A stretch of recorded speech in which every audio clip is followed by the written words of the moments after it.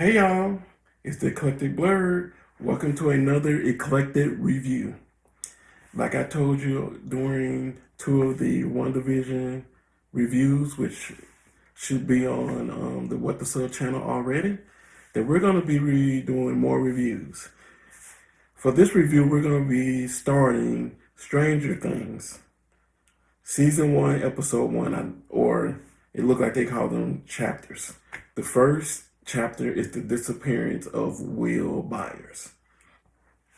And if you have not been a part of this channel and my eclectic reviews, I just kind of give an overview of the particular episode and talk about it, the parts that I remember that I enjoyed in the show, and kind of put things into my own words, into my own feelings about it. And that's kind of how we do our reviews on this channel. But before I begin, don't disappear from me and just give this channel a subscribe, give it a like, and when we're done, just comment in the comment section and we can kind of just talk about this show. Now I know everybody like, oh, Stranger Things, everybody's seen it. My wife is a big fan of it, and I would say this. Yes, I started it, but not very far. So I do know a little bit about this episode. But it's been a while ago, and so rewatched it today to just see, hey, what's going on in this show and how does it work? And the first thing I thought about when I watched episode 1 over again was this. This is a supernatural Goonies, but I digress. And when the show opens, it looked like they're in some sort of lab or something in the town. And there's this guy running, it's dark. And he gets to the elevator, he's pushing buttons like, I gotta get out of here. Initially, I'm thinking, man, this dude, what he running from? The security? What's going on? He looked like he's some lab coat. What he running like that for? And then all you hear is some noises. And then I was like, oh, bro, you done for. And you don't even know what it is, but you know he done for because of the look on his face. And immediately goes to black. Stranger Things logo come and they play the music that y'all probably already know about. And the show begins. And it begins with my new age Goonies. Yes, oh, by the way, this show is basically, from the looks of it, it looks like it's a show that's based in the 1980s, the early 80s, actually. Based from the way people look and the way they're dressed in the show. And so it begins with my 4 major Goonies, right?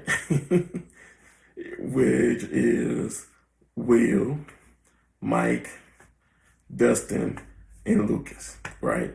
And they're playing, it looked like Dungeons and Dragons, I think. I think that's what they're playing.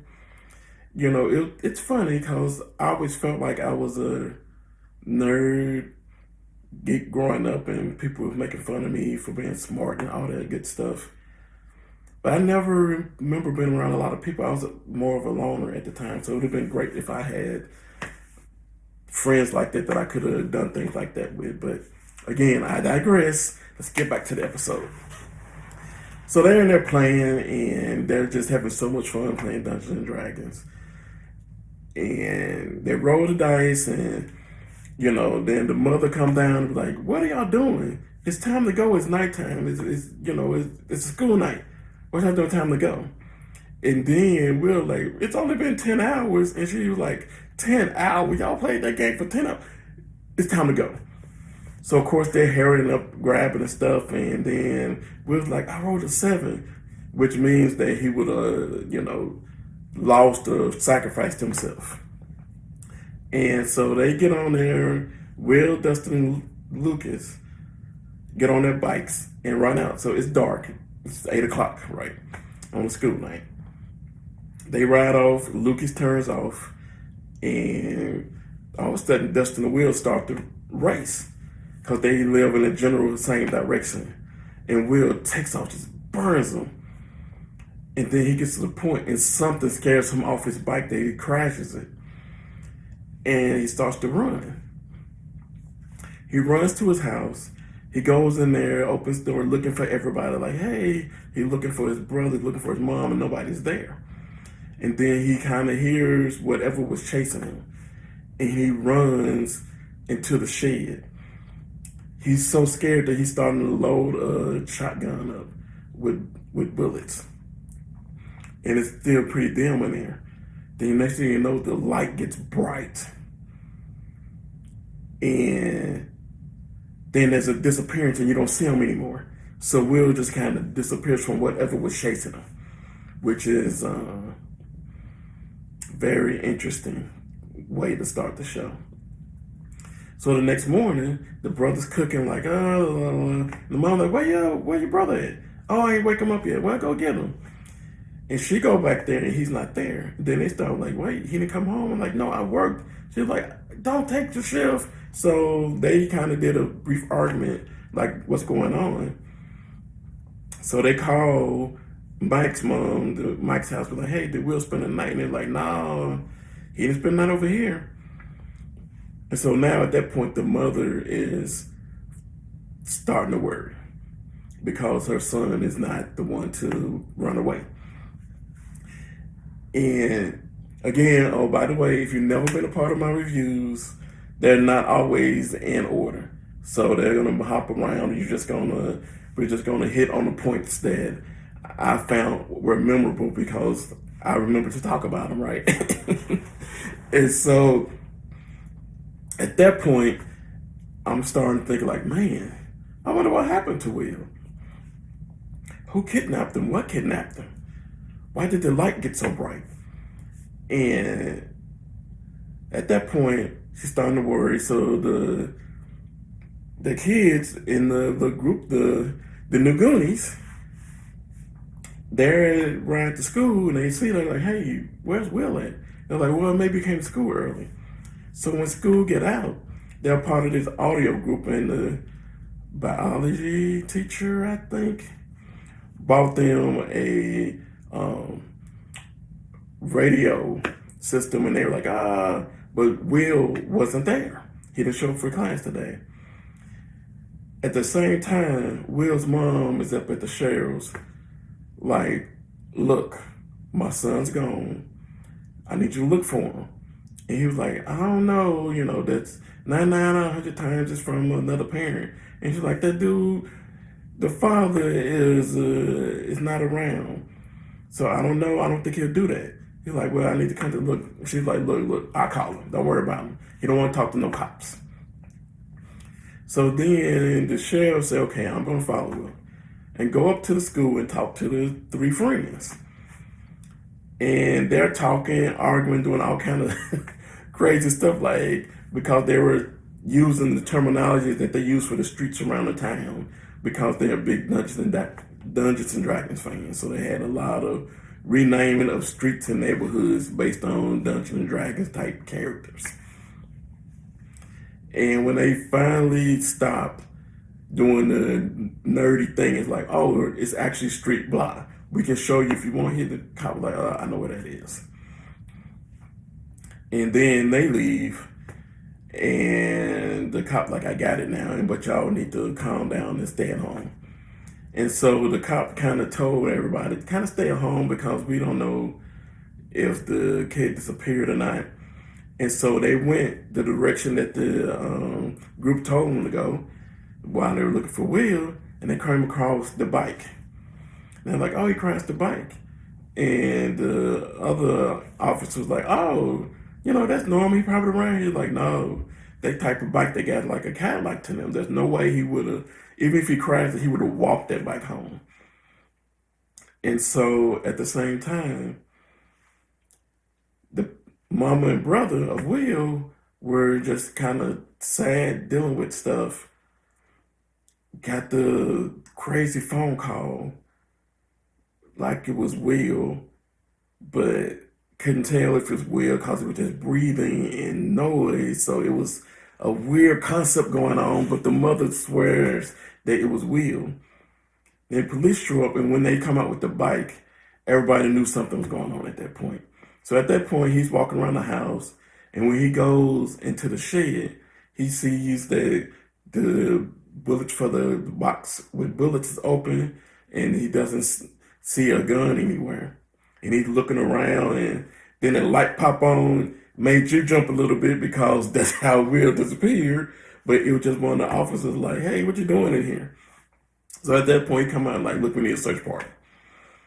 And so at that point, if the sheriff is like, "Okay, I'm starting to think something happened to this kid because it looks like it did," and he did a search party there, and so they went looking for him, and then Will, yeah, his name Will. The mother has a goes out to Will's little, I don't know, a castle or something. I don't know what you would call it.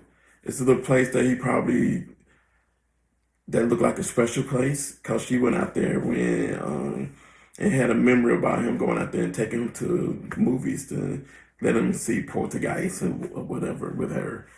And so she went out there and it was just super sad because it gave her memories of him being in that special place.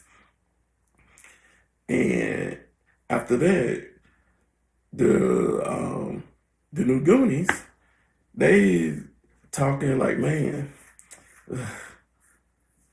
this don't feel right. I feel like we need to be looking for Will too." And they're like, "Yeah, we need to look for Will." And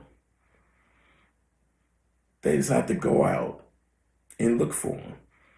Now, early on in the episode, after Will disappeared, this character walked into a cafe and just started eating everything. I was just like, "Wait, they shaved Will's head already? How he get found so fast?" Come to find out, it wasn't a little boy, it was a girl. And I was like, "Oh, wow, that's interesting. I wonder how this little girl gonna fit into everything." So she's eating, and when the owners catch her and sees that she's kind of dirty and look like she's run away from somewhere, he feeds her and kind of takes care of her temporarily.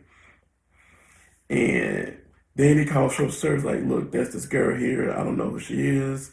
She looks like she ran away from home, like she might have been abused or something. I don't know." And some place was listening to it because the government always listening to people on these movies, right? Or whoever it may be. And then the next thing you know, later that night, this woman shows up. I'm like, "Oh, I'm social service." He's like, "Oh, really? Yeah, she back there." And next you know, she shoot him. I was like, and the little girl saw him. And by the way, she had on a hospital gown, and the guy gave her something else to put on, look like a little dress or something.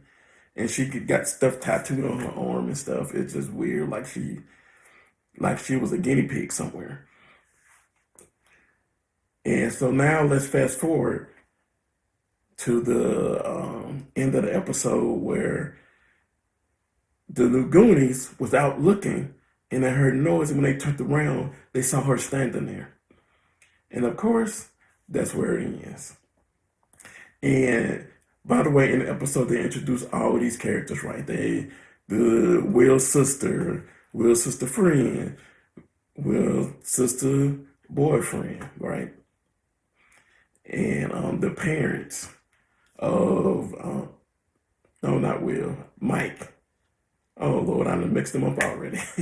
Mike's sister boyfriend and friend.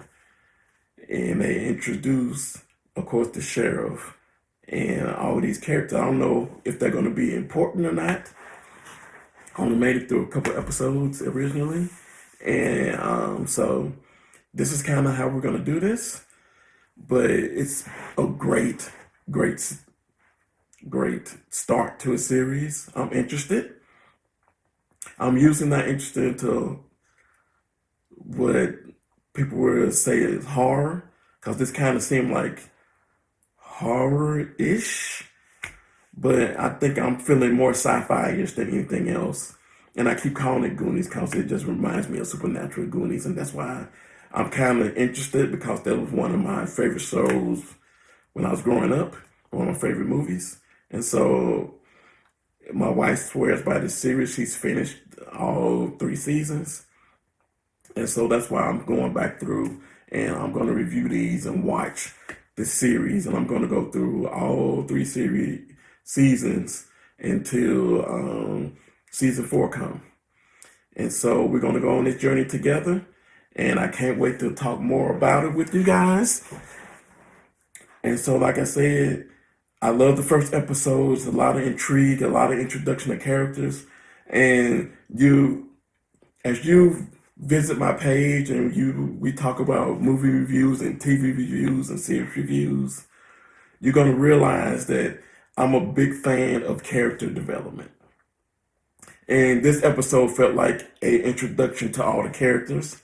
And I'm hoping that it's going to be a lot of development of those characters over the episodes, because I feel like it's going to be, because that's kind of how I feel like it's written. So I'm excited about that. And so, again, I just want to thank y'all for coming today.